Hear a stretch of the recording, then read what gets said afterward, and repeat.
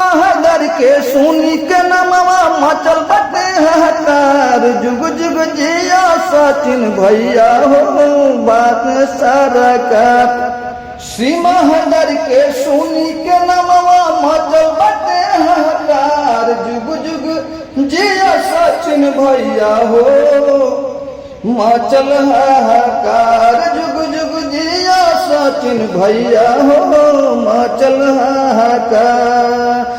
महादर के सुनी के नमवा मचल बटे हाहाकार। जुग जुग जिया सचिन भैया हो मचल हाहाकार।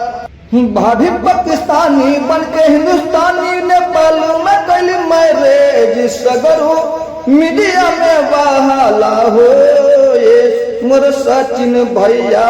पूरा इंडिया में बहाला हो ये सचिन मोर भैया।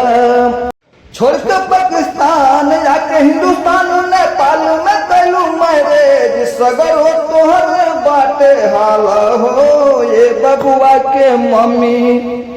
अरे सगरो तुहरे बाटे हाला हो ये मोर सचिन भैया। तोहर इंडिया में बहाला हो ये मोर सचिन भैया।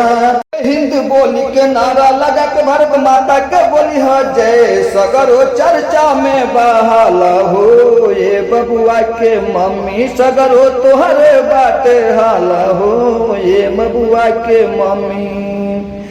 सीमा लांघ के अइलू भाभी छोड़ के पाकिस्तान हो भाई। हिंदुस्तानी हो वे नौजवान किसान हो।